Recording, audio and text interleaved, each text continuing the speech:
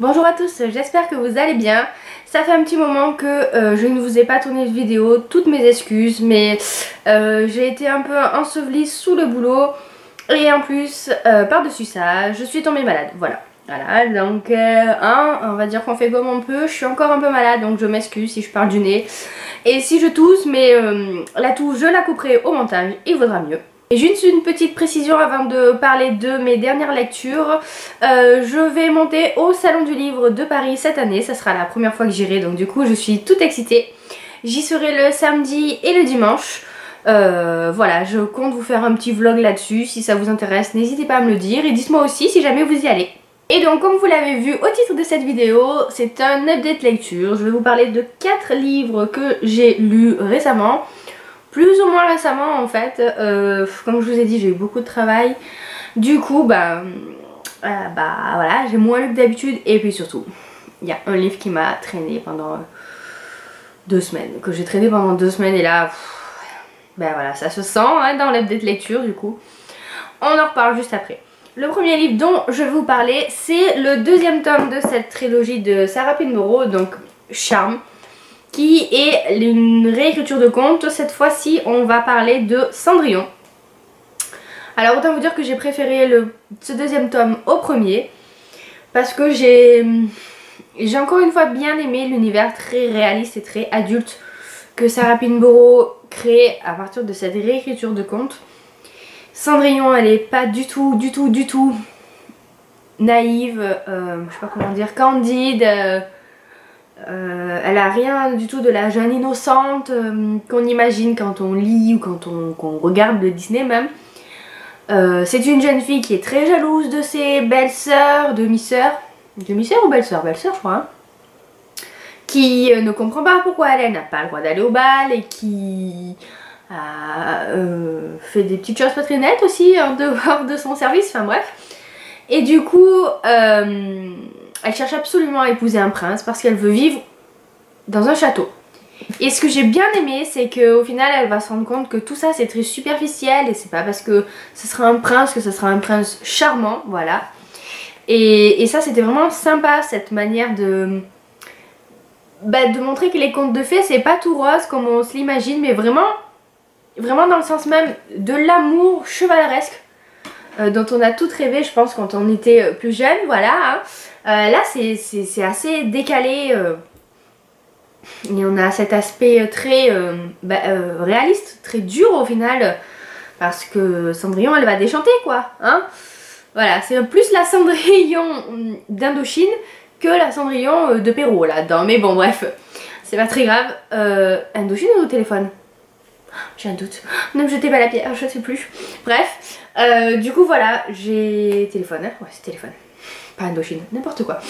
Bref, voilà, j'ai bien aimé, je lui ai mis 4 sur 5. C'était une bonne lecture, très rapide, parce que encore une fois, les romans ne sont pas longs du tout, ils font 200 pages chacun. Et donc, il me reste plus que Beauté, le 3e tome à lire, il y a marque page dedans. Qui cette fois-ci portera sur La Belle au bois dormant.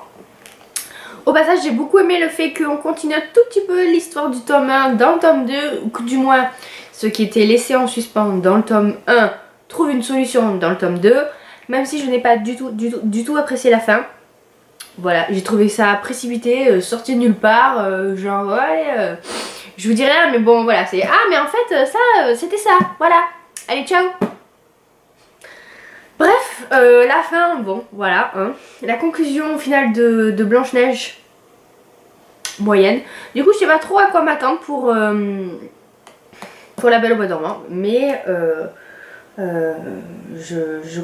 j'espère que ce sera bien. Voilà, et je le lirai, j'espère très bientôt, parce que du coup, au moins j'aurai lu les 3 tomes à quelques mois d'écart et c'est pas mal de faire comme ça, je trouve. J'ai ensuite lu un livre qui vous a beaucoup intrigué et qui, bon, moi aussi m'a intrigué du coup, hein, parce que voilà, sinon je l'aurais pas lu, évidemment.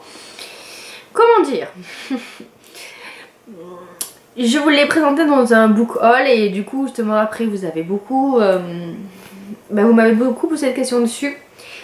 Je l'avais découvert sur la chaîne de Justine de Fairy Neverland. Je l'ai lu en VO pendant les vacances que j'avais un peu de temps devant moi. Et là aussi, ça n'a pas été une lecture facile. Je crois que j'ai mis bien 5-6 jours, peut-être une semaine à le lire. Pas forcément à cause de la VO, mais bon, à cause de l'histoire très... pas évidente, on va dire. Il s'agit de, évidemment, Forbidden de Tabitha Suzuma. Au passage, information très importante, Milady a racheté les droits de ce petit. Voilà, et il sortira au printemps 2017. Je sais, vous êtes aussi étonnés que moi, je pense. Je ne pensais pas du tout qu'un jour un éditeur français se risquerait à publier une romance entre frères et sœurs, puisque c'est bien de ça qu'il s'agit. Voilà, alors je dis chapeau Milady, franchement. Vous faites fort, là, vous prenez des risques, c'est bien. Du coup, oui, l'histoire, c'est une romance entre un frère et une sœur. Voilà, il n'y a pas d'autres mots. Ce que j'en ai pensé. Alors, au début, dans les 100 premières pages, je ne voyais pas où était la romance parce qu'il n'y en a tout simplement pas. Voilà. On suit l'histoire de Loki et de Maya. Et ils ont une vie affreuse. Voilà, il n'y a pas d'autre mot. Leur vie est pourrie. Leur mère les laisse complètement à l'abandon. Ils ne pensent qu'à sortir et elle fait comme si elle n'avait pas d'enfants alors qu'il y a quand même 5 enfants sous son toit, hein, donc il faudrait peut-être s'occuper un peu. Et du coup c'est Loki et Maya qui prennent tout en main. Loki il a 17-18 ans à la fin de l'histoire et Maya elle en a 16. Et ils jouent le rôle en fait du père et de la mère pour leurs petits frères et petites sœurs, puisqu'il y en a un qui a 13 ans et après les deux autres ils ont genre 8 ans et 6 ans, 5 ans, je sais plus. Et voilà, c'est très très poignant. Ça parle beaucoup des valeurs familiales. Bizarrement, c'est comme ça. Vraiment, on se dit mais les pauvres quoi, ça doit être horrible. Mais aucune romance entre le frère et la sœur, qu'on soit bien d'accord. Et puis arrive un certain passage où là tu te dis bon, ok, je vois ce que ça va donner. Et leur histoire se déroule, on va dire, hein. Alors, comme je disais, je suis fille unique, donc moi, je pense que ça m'aurait peut-être plus choqué si j'avais un frère. Ça m'a quand même dérangé au final, hein. J'avoue que j'étais assez mal à l'aise pendant tout le roman et les passages où ils sont proches, hein, où ils vivent leur histoire tous les deux, bah, j'arrivais pas à complètement être dedans, ça me faisait pas rêver, voilà, concrètement, clairement, ça ne faisait pas du tout rêver, mais c'est pas le but de ce roman. Par contre c'est un roman qui va beaucoup nous faire, nous interroger sur qu'est-ce que c'est qu'une relation amoureuse, qu'est-ce que c'est que l'amour. Loki et Maya ils sont frères et sœurs, oui, mais ils sont vraiment partenaires dans la vie. Ils doivent tous les deux s'occuper de leurs frères et sœurs, c'est presque comme si c'était leurs enfants. D'ailleurs à un moment leur petite sœur leur demande si en fait c'est pas eux leurs vrais parents, ses vrais parents elle en tout cas, et pas leur mère qui n'est jamais là. Enfin voilà, c'est... Je pense que cette phrase, cette question de cette petite sœur résume tout à fait leur situation. Et voilà, on comprend, on n'approuve pas mais on comprend ce qui leur passe par la tête, on comprend que ce qui les pousse à se tourner l'un vers l'autre, sachant que Loki en plus il a d'énormes problèmes sociaux, hein, il ne parle à personne, il est très renfermé sur lui-même, il a un blocage dès qu'il s'agit de parler en public. Maya elle est plus on va dire équilibrée mais elle n'est pas attirée par aucun garçon et en fait on comprend pourquoi au final, hein. Voilà. C'est difficile à vous parler de cette histoire sans trop vous en dévoiler, mais au final avec tout ce qui leur arrive, tout ce qu'ils doivent endurer, on se dit d'accord, oui, mais c'est vrai, au final ils font de mal à personne. Pourquoi est-ce qu'ensuite on va aller les embêter comme ça, les faire se sentir coupables? Ils savent très bien que ce qu'ils font c'est pas bien, ils savent qu'ils peuvent aller en prison, ils savent qu'ils ne peuvent pas avoir d'enfants évidemment. Ils sont au courant de tout ça, mais ils peuvent pas s'en empêcher. Et c'est vrai qu'au final ils font de mal à personne. Et quand on voit comment ce roman se finit, on se dit mais pourquoi? Voilà, pourquoi tout ça pour ça? C'est pas possible quoi. De toute façon je voyais venir cette fin à 6000 km, hein, qu'on soit clair. Je veux pas vous dire comment ça finit, mais on sait avec ce genre d'histoire que ça peut pas être une fin de conte de fées, tiens justement, c'est pas possible, on s'y attend, hein. Du coup évidemment j'ai pleuré toutes les larmes de mon corps, hein, voilà, à la fin, évidemment. Et voilà, j'en ressors, Je regrette pas du tout de l'avoir lu, je suis très contente au final de m'être un peu forcée à le reprendre parce que je l'avais lu en octobre et j'avais un peu arrêté, je l'avais mis de côté et au final je suis très contente de l'avoir repris. Je suis très contente que Milady le publie en VF et je comprends que le sujet puisse en rebuter beaucoup, mais c'est vraiment un très bon livre qui vous fait réfléchir, qui va vous faire vous interroger sur plein de choses et qui vous déstabilise quoi. Et donc pour ça c'est une très bonne lecture et je lui ai mis 4,5 sur 5 il me semble. Ensuite j'ai lu un petit service presse tout mignon parce que après Forbidden il me fallait quelque chose de léger, de mignon, de rapide, voilà hein. Et ça tombait bien parce que je venais de recevoir des éditions, j'ai lu pour elle Stratagème amoureux de Marie Balog, que j'ai très vite lu puisqu'au final il fait 210 pages donc voilà hein, c'est un tout petit roman. Et c'était très bien, voilà, c'était pas non plus exceptionnel mais c'était vraiment sympathique. J'ai beaucoup aimé en fait le petit retournement de situation qu'on a à la fin, ou du moins la révélation un peu de l'histoire, hein, de cette intrigue qui se joue, de ce stratagème amoureux, voilà. Pour une fois le titre est pas trop mal, hein, parce que les titres français de romance c'est la cata généralement, bref. C'est l'histoire donc d'un riche marchand de charbon, Monsieur Mason, qui veut rentrer dans la société anglaise noble et il décide de prendre le parti du fait que la fille de son voisin, donc son voisin qui est un duc ou je sais pas quoi, s'est enfuie avec son cocher pour la forcer en quelque sorte hein, à se marier avec son fils à lui, puisqu'au final elle Annabelle ne sera plus ruinée, sa réputation ne sera plus ruinée et son fils lui pourra intégrer la bonne société londonienne et donc par conséquent lui-même pourra intégrer la bonne société londonienne. Voilà voilà. Donc on va suivre Reginald qui est le fils et Annabelle. On va se rendre compte en fait qu'ils se connaissaient depuis petit puisqu'ils sont voisins, qu'ils étaient amis d'enfance mais que bon apparemment ils se parlent plus trop, voilà ils s'ignorent un peu en société. Et du coup il se retrouve embarqué hein, dans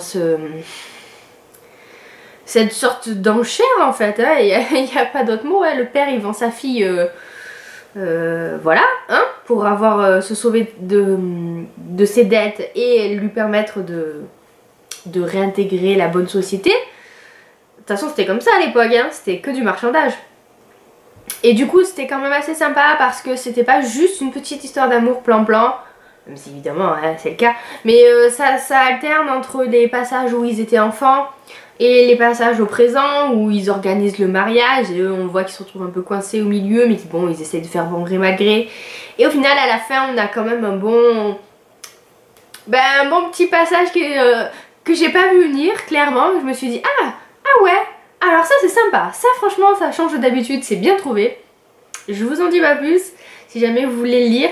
Et du coup voilà, ça, disons que d'un livre qui était basique, voilà, banal, cette petite fin, ce petit twist à la fin, ça a fait que ça a remonté mon niveau de satisfaction, on va dire ça comme ça. Et du coup je lui ai mis 3,75 sur 5. Voilà, c'est pas exceptionnel, mais si vous avez envie d'une petite lecture légère, voilà, avec une romance qui change un petit peu d'habitude, ça pourrait faire l'affaire. Et enfin, le dernier livre que je vous présentais, c'est le livre dont je vous parlais, que j'ai traîné derrière moi pendant 2 semaines au moins, hein, au moins. Parce que au final j'ai quand même été assez déçue, c'est pas du tout ce à quoi je m'attendais et bon, voilà. Je suis déçue, je pense pas lire la suite, j'en sais rien mais je pense pas. Il s'agit de Alice au pays des zombies de Jenna Showalter, donc le premier tome de Chroniques de Zombieland. Voilà. En fait je pense que j'ai été attirée par le concept de Alice au pays des merveilles, que j'adore, par la couverture sublime, hein, les zombies j'aime bien ça, et au final on a presque quasiment rien de tout ça. Et j'étais dégoûtée quoi. La réécriture d'Alice au pays des merveilles, vraiment zéro. Alors là franchement il faut m'expliquer où il y en a, hein, parce qu'à part un nuage en forme de lapin qu'on voit de temps en temps, elle qui s'appelle Alice, et les premiers, enfin les titres de chapitres qui peuvent faire penser à Alice au pays des merveilles, sinon il n'y a que dalle. qui se rapporte à Alice au Pays des Merveilles. Et là, ça a été ma grosse déception. Voilà. Je pensais en fait qu'on allait avoir droit à une sorte d'univers un peu fantastique. Au final, pas du tout. On est dans la vie de tous les jours. Je suis une lycéenne. C'était banal. C'était banal. Et les zombies, c'est même pas des vrais zombies. Voilà. Enfin, du coup, je suis allée de déception en déception. J'ai pas compris les coups de cœur que certains ont eu sur ce roman, parce que pour moi, il est vraiment... Bah, il est plat, quoi. Alice, j'ai pas accroché forcément plus que ça.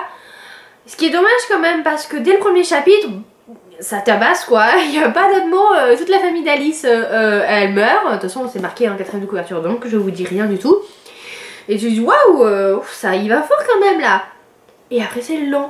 Mais c'est long. Oh, c'est long jusqu'à ce qu'on sache enfin qu'est-ce que c'est que ces monstres qui attaquent Alice. Et au final, on te dit que c'est des zombies. Et tu dis, oui, d'accord, mais c'est marqué dans le titre. Alors on s'en doutait bien que c'était des zombies. Sauf que... ça, c'est vrai que c'est très bête, quoi. Sauf qu'au final, c'est pas des zombies comme on s'y attend. Et que c'est des zombies esprits. Enfin, non. Non, franchement, j'ai pas accroché. Et comme je vous dis, j'étais vraiment très déçue parce que je m'attendais vraiment à ce qu'il y ait plus d'Alice au Pays des Merveilles dans ce roman.